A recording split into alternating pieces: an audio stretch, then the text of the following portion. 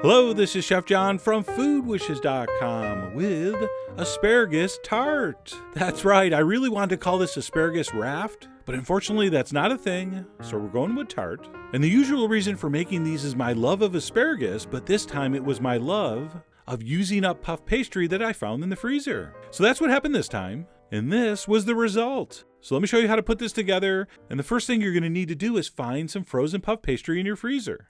Or of course buy some. And we're going to put that down on a Silpat lined baking sheet. And as you can see here, that's fully thawed. Very important, it's got to be thawed all the way. And the reason we want this fully thawed is because the first step here is we're going to go around the edge and kind of fold it over and roll it up to make the outside crust. So I'm going to go around with my fingers, kind of folding it, rolling it up like this. And actually, as you can see here, one finger does a fantastic job. And don't worry about trying to make it perfect. This is a rustic tart, okay? And after we've gone around and rolled up that edge, we're going to take a fork and we're going to start pricking it. And we're going to prick it and we're going to continue pricking it until it's fully and completely pricked over. However, we don't call it pricking. That doesn't sound good. We call it docking.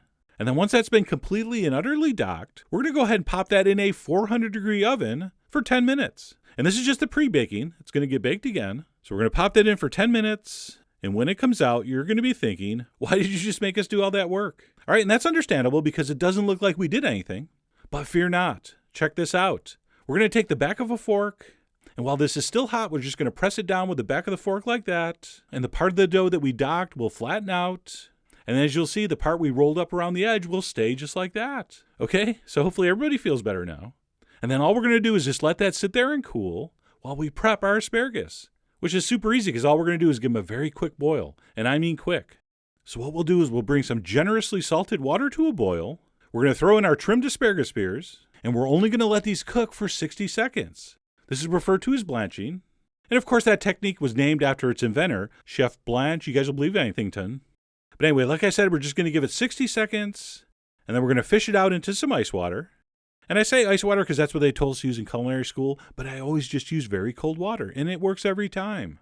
So save your ice for the margaritas. And then as soon as those are cold, go ahead and drain that and reserve until needed. And then besides the pastry and the asparagus, we're going to need to do a little bit of a creamy mustard sauce for the bottom. So in a ramekin, we're going to take a spoon of Dijon, a little spoon of creme fraiche or sour cream, some freshly ground black pepper, and a pinch of cayenne. And then we'll mix that up well. And you'll notice I'm not putting any salt in here. Our pastry has salt in it. And of course, we blanched our asparagus in very well salted water.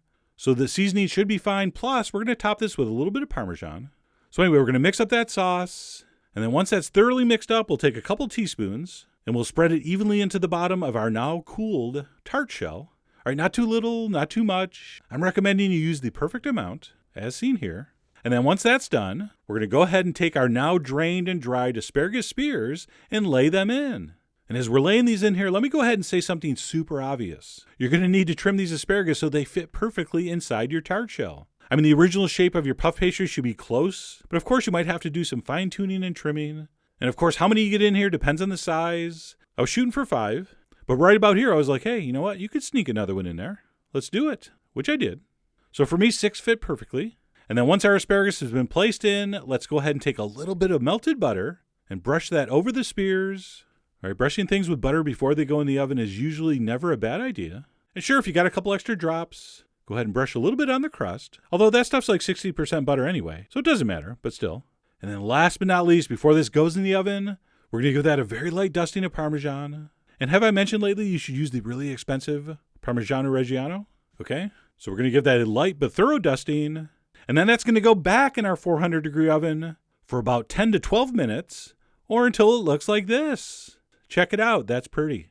That's real pretty. Your crust should be perfectly golden brown, and the color on that asparagus is going to deepen a little, but it should be still a very beautiful dark green. Now at this point, I'm usually telling you to let it cool down a little bit. You really don't have to in this case. You could serve this piping hot, you could serve this warm, you could serve this room temperature. This, believe it or not, is even good cold. So very versatile. So at that point, we're going to go ahead and plate that up. I serve mine with a little charred pepper and arugula salad. That's charred red pepper and arugula, oil vinegar, okay? But anyway, that's it. Simple asparagus tart. I mean, for how gorgeous that looks, that was actually pretty easy.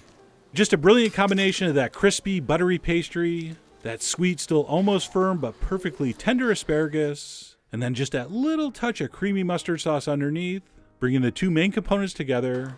It's just an excellent thing to eat. And speaking of that sauce, don't worry if you think it's going to make everything soggy. It doesn't. Check this out.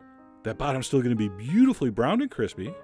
So asparagus should be very abundant right now.